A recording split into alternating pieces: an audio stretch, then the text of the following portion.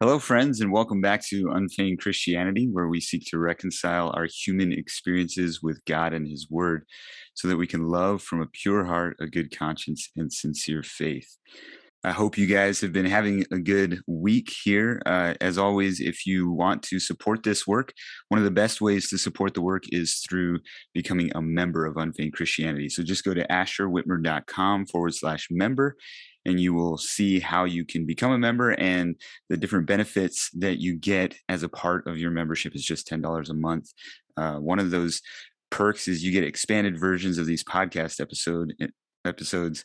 And then the other perk or benefit is that you get 2 deep dive essays a month.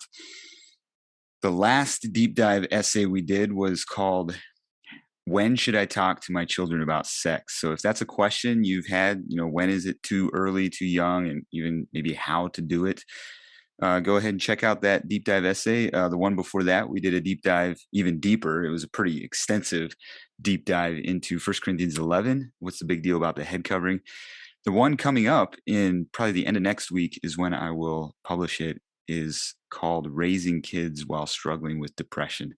And so if you have faced seasons of depression, maybe seasons of anxiety and just tremendous internal struggle in your soul, especially if you've been a parent and trying to navigate that and process that while raising kids, I trust this essay will be meaningful and helpful for you. So check it out. It's just $10 a month, part of the membership. It's been about 2 weeks since SCOTUS, Supreme Court of the United States, leaked. There was this leak that they are planning to overturn Roe v. Wade. And so I just thought today I'm going to take some time and discuss what this would mean and so just how we as Christians think about this and process this. So I don't have it's always easier and more enjoyable to have a conversation like this with another partner and someone to interview or just someone else to discuss this with.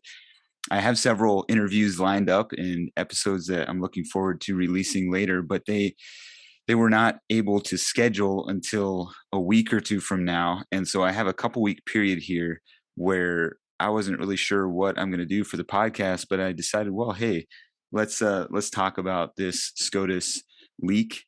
On Saturday, my family's going to be flying back east. My brother's getting married, and so we'll be busy for the next couple of weeks. I just thought, well, maybe since I don't have an interview, I will just hop on and have a short discussion, some thoughts on this SCOTUS leak and what that could mean and how we as Christians can process it.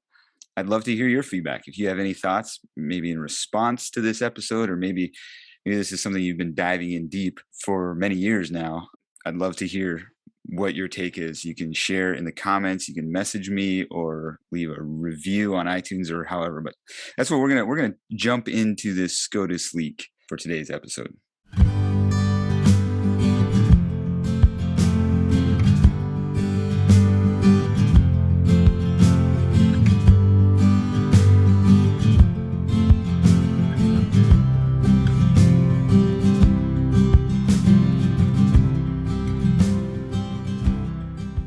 So a couple of weeks ago, there was an article that talked about how SCOTUS, Supreme Court of the United States, plans to overturn Roe v. Wade.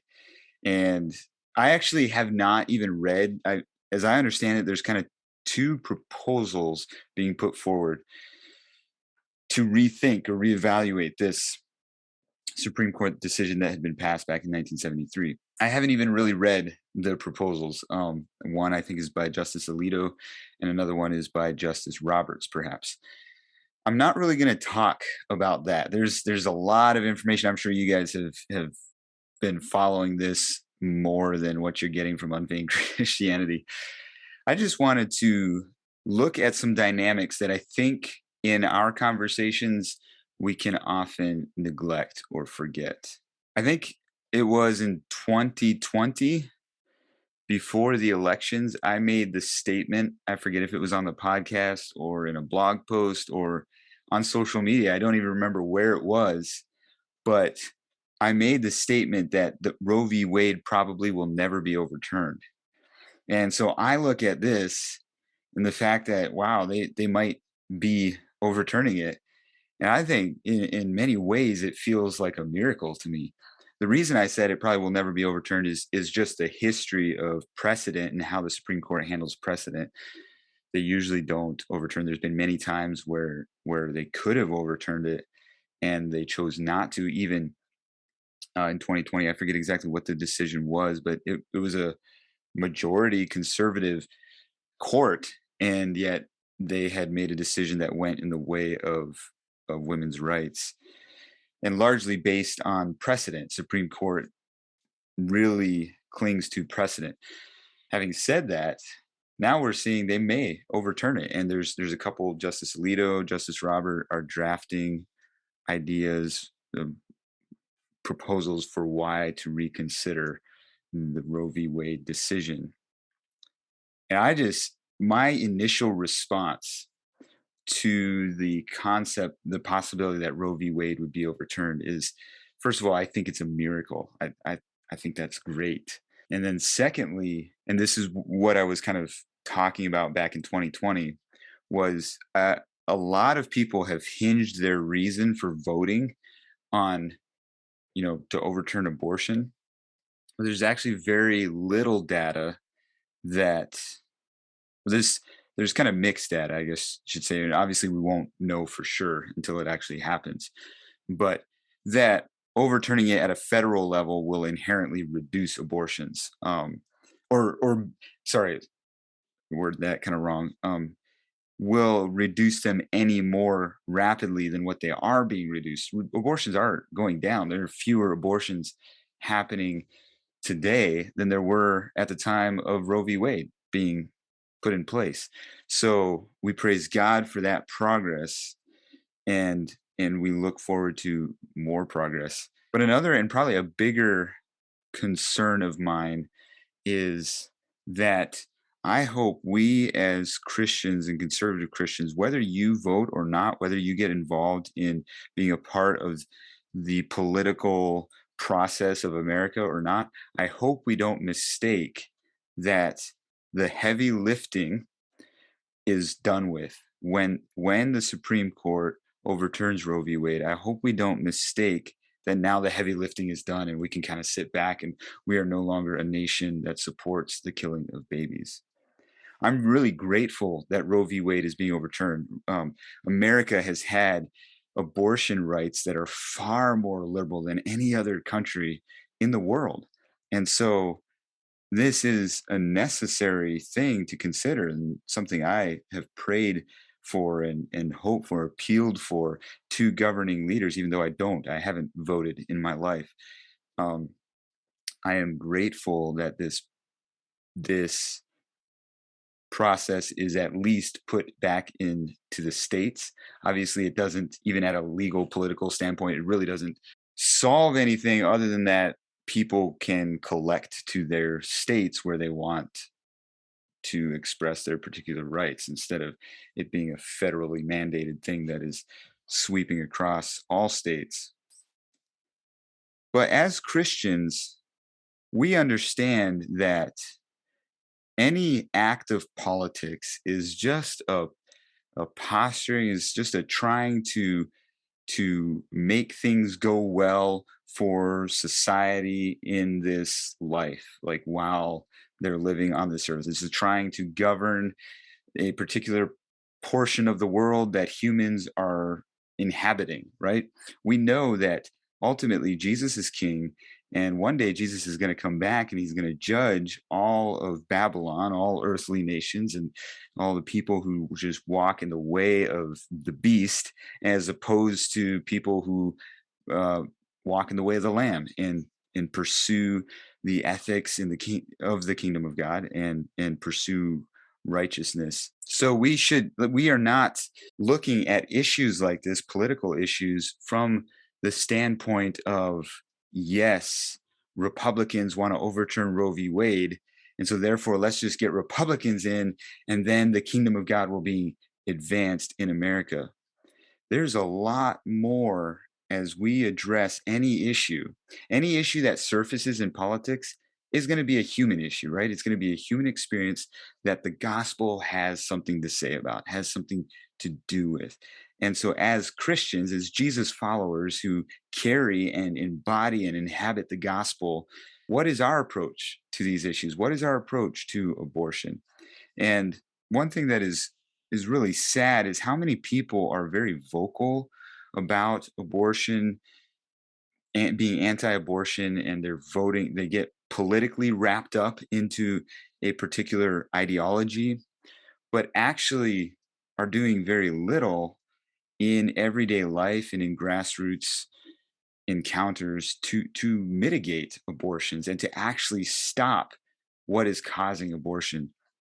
And so there is a lot about abortion and the abortion conversation, pro-life conversation. I think I'll frame it a bit more as pro-life conversation that we have been handed, especially if you're me, you're 31 years old, you're somewhere between 20 and 40, you've been handed a particular narrative that is relatively recent. It's, you know, maybe as recent as post Roe v. Wade, but maybe it's before then. Maybe it's from the 50s or so. And we have a mindset about what conservative Christians believe that we think is just inherent, and it wasn't necessarily. One of those is that there were a lot of conservative Christians who actually supported Roe v. Wade at the time. Um, there were a lot of the SBC, Southern Baptist Convention, supported a woman's right to choose what to do with the fetus in her body up until the 1980s. There were statements that were put out that expressed support for Roe v. Wade or for a woman's right to choose. And so, when it comes to the church's position on abortion, it's a complex mess. It's not as if conservative Christians have always had this particular mindset against abortion. And some of that has to do with science and things we have discovered about fetus and about the baby. There was a period of history where I mean, if you're like my wife and I, every time we've had kids, and our oldest is 8 and our youngest is a year and a half, every time we've had kids, we've been able to go in and hear the heartbeat. And if we wanted to, we've never paid for this. It's a little bit more than what our health insurance covers, but if we wanted to, we could get a video of that little baby growing in the womb. And so all of that is technology that has been developed since Roe v. Wade that we are beneficiaries of. Like we see that, and we see that there is a human being. It's not just a blob of matter, but there's head, there's hands, there's little fingers being formed, and as it grows and gets bigger, it begins to move around more aggressively, and it just is bigger. And so the mom begins to feel it. There used to be an era of history where people didn't think the baby was alive until what they called the quickening in the womb, where the mother began to feel the baby in the womb. And even Christians believed that the baby had no soul until the period of quickening. And so some of the complexity of how Christians have viewed abortion and some of the complexity around the rise of the pro-life movement has to do with science that has developed since.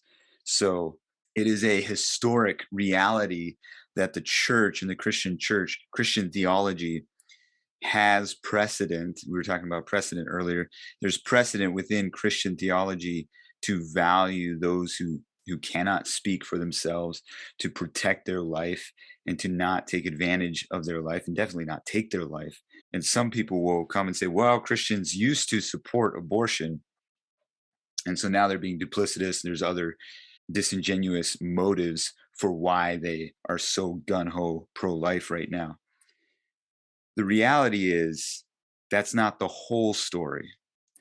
Part of why people would have supported a woman's right to choose is the lack of scientific knowledge that we now have today that says definitively there's something alive in the womb, even when we can't see it or feel it all the time. But another aspect to this whole conversation is the complexity of the rise of the pro-life movement.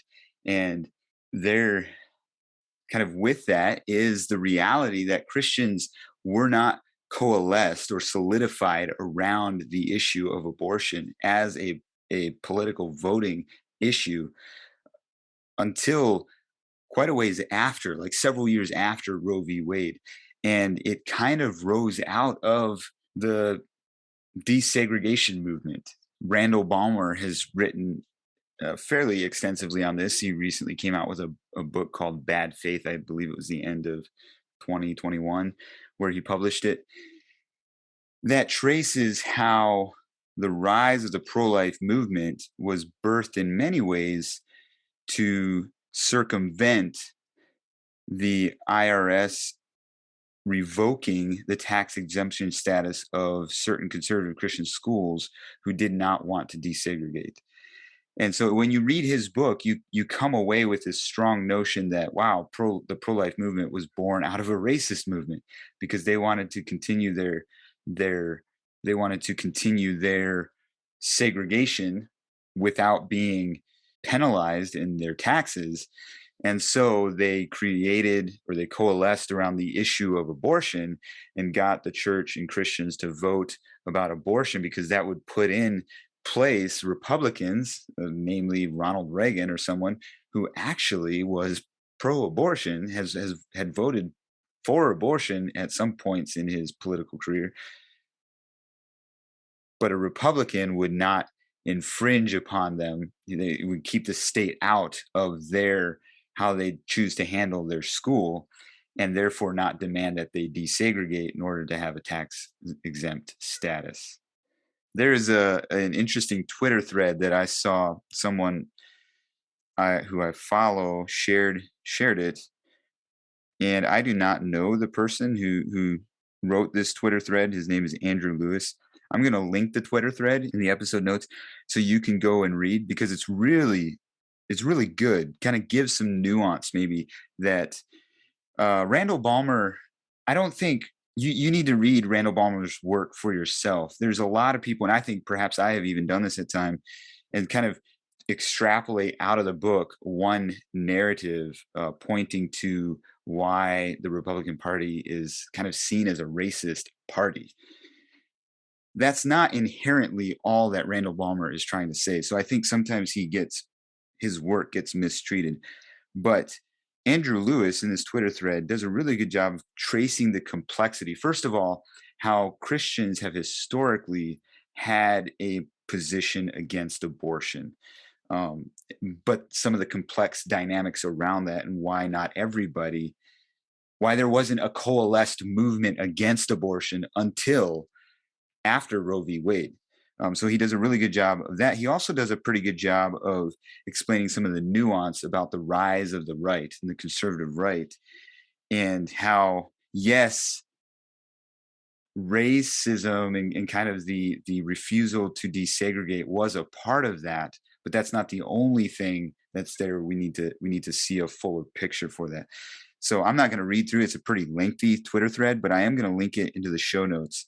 And just my point in bringing all this up is to highlight the fact that there is complexity to the historical movement of the conservative right to what we have today, where it's a strong anti-abortion movement. There's complexity to that is sometimes confusing to people who do not share pro-life values, and then sometimes completely lost on those of us who grow up in an environment where conservative Christians just are pro-life and anti-Roe v. Wade. We don't always understand why some people are very strongly against the pro-life movement, why some people are strongly against Republicans, call them a racist Republican Party or something. And so my challenge in this episode is first of all, I hope that we don't mistake the fact that if Roe v. Wade is overturned, I hope we don't mistakenly think the heavy lifting on the abortion issue is done. It's not really. I cheer this decision, and I think it's a movement in the right direction. But the heavy lifting comes from you and I as we engage with the people who are actually faced with the challenge of contemplating whether or not to get an abortion. And I'm going to talk in just a moment. I'm going to dive into that a little bit further. But then the other challenge that I would leave us with is, are we willing to investigate the history around abortion, around Roe v. Wade, but even the history around the movements we find ourselves caught up in right now? I think we should do that. I think we should do that with on my blog. I've done a series of processing critical race theory, how Christians should process critical race theory. And some of that series might sound like I'm saying, wait a second, don't kick it out, don't be anti-CRT, don't be against this movement. And some of y'all are saying, hey, you need to investigate the history of it. I absolutely agree with that. That's part of why I address the issue on the blog. We need to investigate the history of the movements we find ourselves caught up in. But alongside that, we need to investigate the history of the anti-CRT movement. And so let's investigate all the movements we find ourselves caught up in. And one of those would also be the pro-life movement. I feel in the last couple of years, as I've addressed racism, as I've addressed kind of politics and been fairly critical of Christians' infatuation with Trump, a lot of people have, some people, I don't know that it's fair to say a majority or not. I don't know. There's been a lot of people who've been supportive and understand where I'm coming from, but some people have kind of put me in this leftist box. And for a while, I tried to crawl out of it, and then I realized, like, we hardly know each other. We don't know each other other than what they read from my blog or interaction online. And so for me to try to convince them that I'm not a leftist doesn't work, because they've put me in that box and I can't crawl out of it. And so I'm a little nervous. I've been a little nervous to dive into this issue, because I'm afraid that that somebody is going to think that I'm saying what I'm saying because I'm actually a leftist. I'm a hidden spy leftist in the church, a part of a conservative Anabaptist church or something. and and so I guess I just ask that you bear with me, and let's look at this issue a little bit more holistically. So just to provide some context, I grew up in northern Minnesota in a small town called International Falls, Minnesota. It's no large Mennonite community up there or anything, but there's a lot of Christians. And one of the things about it is it's very monolithic in nature. Like, there's not many different ethnicities. A lot of people that are up there have long ties, like their families have been born and raised for generations up there. And so it's kind of just good old rural, small town USA. When I was 17, my family moved to Los Angeles. And ever since then, I have lived in neighborhoods and in communities where my ethnicity was a minority ethnicity, where I have been interacting and doing church and community with people who have drastically different socioeconomic levels and backgrounds than what I do. So my world has been drastically my worldview, I should say, has been drastically reshaped as I get to know other people, other Christians, some non-Christians. My wife and I spent 3 years in Thailand living overseas, and we have a lot every day. Even here in the States, we have cross-cultural interaction. We do church community with people of different backgrounds. We do neighborhood community. Like, all our neighbors around us are different. They look different than us. They have a different history, a different familial story. And so a part of that has been having some assumptions that I had about people confronted and realized, ooh, that's not inherently true. One of those assumptions would have to do with abortion, and that thinking that the reason people want to get abortion is because they want to just have sex however much they want, and they don't really care. They're being frivolous in their sexual life, and then they don't want the responsibility of kids, and so they want to just be able to abort. And so this is inherently immoral, inherently um sorry, the I agree, abortion is inherently immoral. What I mean is it's coming from a place, a desire for something that is inherently immoral, just frivolous sexual fulfillment, um, and it's self-centered, and there are other, like, those people could just kind of suck it up, as it were, and be responsible parents, but they're choosing to just have frivolous lifestyle. That's not always the case. There's so many things in life where it's like, well, yeah, that is the case sometimes, but there's many other aspects to it that we kind of forget.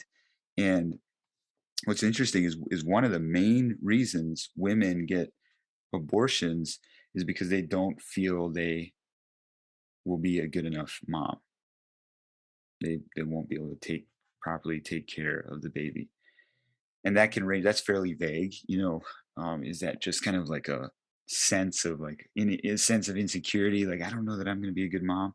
I think every mom at some point feels that way, especially with their first child or two. But there's an element that I would like us to digest a little bit. I'm just going to pause it out there, and then I challenge us to go. And I think I will try to link in the episode notes some studies. But just go and do some of our own research, and that is that the majority of abortions, first of all, happen from people who are from impoverished communities. Like, they don't have funds and finances that would enable them to be able to take care of their child well.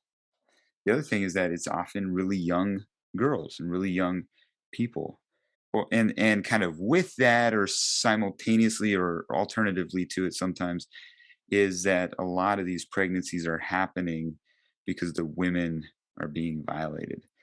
So, as Christians, we if we really are pro-life, we need to find ways to not only be supportive and vocal to our governing authorities and desiring that they choose the way of pro life, but we also need to enter these really messy stories. And I mean, not always are they super messy, but sometimes they are really messy. And it's going to ask something of us. To be pro life in the sense of, I want Roe v. Wade overturned, that doesn't really ask anything of me. At the very most, it might ask me to go vote for someone who might overturn Roe v. Wade. But if we're actually going to be a people pro life, a people who value life and who value babies growing up in an environment where they can thrive and where they can have uh, healthy relationships with their mom, with their dad, with their parents, have opportunities to succeed in life with good education and so forth, then we're going to have to find ways to care for the mom. We're going to have to find ways to not just stand back in judgment of the men and be like, we have a male issue and we have a morality issue. And sometimes these conversations are just super, I don't know, just kind of strike me as like, I, I don't know. Sometimes it's just like unaware, and then other times it's just arrogant, and so I'm not sure what all it is, but yes, we have a moral dilemma. We have people who are kind of functioning out of their feelings and their sexual desires more than any sense of conviction and value for life sometimes. But at the same time, simply saying that doesn't do anything, doesn't really move the needle toward helping those men or helping those couples become more equipped and more morally more more moral. I know a number of men who really love their kids but can't fathom being married. And a large reason for that is they have no familial context for a marriage commitment. It's just generationally not been there. And so I think sometimes we think we can just kind of come in and teach the biblical ethics of marriage and family. And we don't realize, like, how not only does it look hard, it's foreign. It's completely foreign. And there's nobody else around them doing it. And so it's paving a new way forward. And so we see someone who's paying child support for two or three kids to one lady because he had several kids with her, and then somebody who's paying child support for two other kids with this other lady because he had children with her, and you look at half their paycheck maybe going to child support. And the more the more kind of different women someone might have children with, the more children you're likely to end up having, as opposed to having a marriage committed relationship where we kind of maybe regulate it to every 2 years or something. Within 10 years you have five or six kids, and you're paying out the same amount support that's been, a government designed number that is usually somewhere between 250 and $300. And if you have five kids that you're paying that for, that's like 15 $1,200 that you're paying every month just for child support. But then as a single mom, those mothers are getting tax benefits. And so to get married, it could hinder their tax benefits. And so there's a lot of complexity that goes into walking someone into a conviction or a understanding of family is meant to be between a husband and wife who are committed to each other for life. I'm not saying we don't do that. I'm not talking about all this for the purpose of saying, oh, we shouldn't expect people to have committed families, and we shouldn't be grieved by the abortions that happen. But rather, I'm sharing all this to try to paint a picture, even though it is vague. I'm not using specific stories to paint a picture of many different dynamics that need to happen for a mom to feel good about having a baby. And the mother gets left with all of that, right? The mother gets left with caring for the kids. The mother gets left with, yes, the husband needs to, or the father, maybe they're not husbands, but the father needs to get paid support, child support. But at the end of the day, like, she's probably going to have the child more often than not, and so she's going to have a lot of responsibilities. It's going to be harder for her to work. It's going to be harder for her to financially support the kids.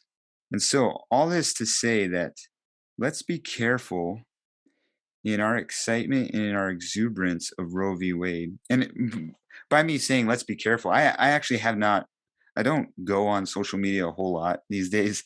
And so I'm not saying that, oh, it seems like a bunch of people have been really, really unhealthy in this way. I'm just kind of posing this as anybody listening, that it can be a way of helping us think through this. So I'm not trying to target out any one person or any group of people in particular, but I just hope that we are careful, that we're aware of the fact that there are some people this news is going to sound really scary to them because there are they don't see very clearly ways forward for how they can have babies and care for them well.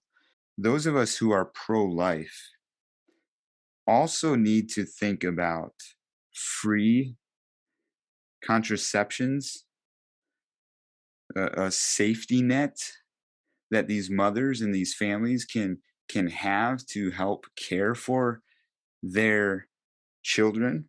And th- some of this might be a bit volatile because these are kind of the way we typically think of these solutions or issues is in terms of politics. I'm not trying to present that like, oh, we should be voting for welfare and all these things. Rather, I'm just trying to highlight ways women need some support, whether that comes from a private organization or the church or the government. I don't know. Um, I think I think it's less clear in scripture that should not come from the government than what some of us might think. We really don't want government helping out, and I personally would prefer government not to get involved into our personal lives. At the same time, I know how far some government assistance can go in helping someone navigate hard times in life. And so I don't know, does it come from the government? Should it come from the church? Should it come from private organization, nonprofits? I don't know, but we need women need to have access to free contraceptions so that they can plan their family and be not just be at the mercy of men who might be forcing them into sex. There needs to be a social safety net, and what all that means. Again, don't just assume I'm talking about welfare. I'm like, let's be imaginative. Let's think of ways that we as a people can develop safety nets for people in our community or people we're trying to reach and care for, single moms, paid maternity leave. Like if a mom is working and then she gets pregnant, that she can get paid while she's pregnant.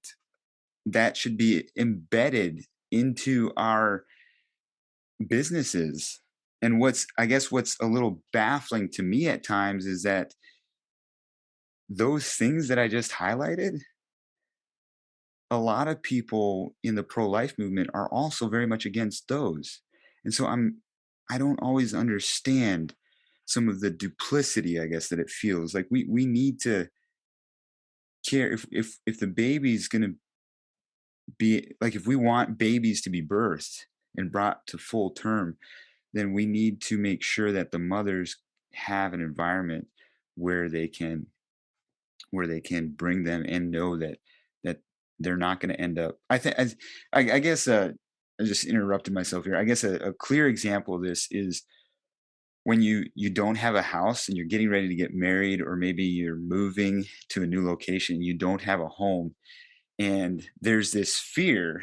I don't know if you've dealt with this. I've dealt with it, but there's this fear, like, what if we end up without a home, and like where are we gonna put our families, and where, my family, what are they gonna do, this anxiety of what if they end up on the streets, often super irrational, especially for me, because I've really never been faced with that issue, but I still can, fear that sometimes, or like got to make sure and get, my paycheck so that I can pay the rent at the end of the month, and the fear, like when there's a low month, the fear that can flood over me when I'm not sure how we're going to pay for our rent, and there's a very real fear that mothers have when they think of bringing in a child into their home. A fear that even fathers, as careless as they were, as bad as the decisions have been that they've made, they're still now faced with the reality. And sometimes I think that we, especially as conservative Christians, we can kind of stand off a little bit. Like, you made that bad decision, so now you're going to end up going through that, and you're going to be facing it. It's like, um, when actually, like, we are supposed to be caring for people even when they made a bad decision. I think of in First Timothy 4, I think it is, Paul is talking to Timothy about church leaders. I'm sorry, it's not Timothy. It's I think it's in Hebrews 4 or 5, Hebrews 5, where the author of Hebrews is recounting the high priest and how Jesus is like the high priest. Jesus is able to sympathize with us in our weaknesses. The author of Hebrews in chapter 5 talks about how the high priest taken from among men was able to be gentle with the wayward and the ignorant, because he too was clothed in weakness. We Maybe there are wayward people who've made bad choices, or the ignorant. It's like, wow, how did you make that choice? How did you not know that was bad? We are to be gentle with them, and we're to bear burdens with them, because we are also clothed with weakness. Maybe I didn't make that bad decision, but I am clothed with weakness as well. Galatians 6 talks about bearing burdens. It says there's burdens. It says bear one another's burdens. And then a little bit later it says bear each of you your own burden. And the burden that you bear is one that leads to sin. And the burden that you're supposed to bear yourself and not bear with each other is a burden that leads to a reward. And so when there's this problem in life that is leading someone, weighing someone down, and they're going to be sinning because of it, then that's the burden we should be leading into and bearing with them and helping them with. Another assumption that I have been confronted with in my time as my life experience and so forth has kind of shattered my worldview, my narrowed worldview, is that I used to think only lazy people were on welfare. And so people who got government assistance and welfare programs and stuff, like they would just take advantage of it and not work very far. Now, part of the reason why that's a narrative is because it's sometimes true. But what's interesting is of all the people I personally know on welfare, that's not true at all. Like they are some of the hardest workers I know. They get up early, 4:30, 5 o'clock in the morning, take their kids to school or run their kids to a place to be babysat for while they're at work, or then they work for 10 to 12 hours a day. And some of them are working almost minimum wage. And so it's not true that people who use government assistance programs are the lazy ones. Those government assistance programs for many, many people are simply helping them get by. And so, yes, are there people who can take advantage of that and they're being lazy and they're on drugs and all that? Yes, there are. But it's not true of everyone. And from my experience living in the city, I would say most people, it's not true. Most people are hardworking. You might not see them because they woke up before you, had to run their kids to daycare or something, and are off at work, and they're not. Maybe they don't have a college degree, or maybe they don't have a network of people that is able to land them a fairly decent paying job where they don't have to have welfare. And there's many dynamics. I'm not going to get into it in this episode, but many dynamics as to why living in the city can be so expensive. But all that to say that I hope we don't mistake that because SCOTUS overturns Roe v. Wade, the heavy lifting for the issue is done. And then I hope that we're also willing to investigate and learn some of the history, the context that led to why Roe v. Wade was legalized, and also what led to the pro-life movement and some of the complexity and even ugly parts of that movement. And then I hope that we realize, kind of with the heavy lifting thing, that there's a lot of other things we need to be supportive of, whether that's at a political level. I'm going to let that up to you, whether that's a political level or whether that's something like our churches need to have some sort of net in place where we can care for single moms, or maybe it's just private organizations that are developed that can help mothers and young families who would be susceptible to considering abortion. I know that there are churches out there that are doing that. I know that there are organizations out there doing that. And there are almost every city, every state has pregnancy centers that are there, part of people from the pro life movement. And so we need more of that. We need to move into that. I also know from people that work in some of those organizations that it's really hard to get other Christians to be involved in that work. And so if you want to move the needle forward positively when it comes to solving abortion, I don't know that we'll solve it in our lifetime, but if you want to move the needle forward, find a place to invest your money, to give your money. I don't even like using the term invest because it's probably going to mean taking an economic hit at some way or another. And then another way is find out how you can either babysit, or care for a young mom, or what can you do to develop a safety net or a network that a mom could fall back on so that she can care for her family well. The Church of Jesus Christ should be pro life. We should be excited at any legislation that is put in place that moves in the direction of not killing babies and honoring life. But that pro life should transcend the womb and be pro life for the family, the mom, and the baby as it grows up.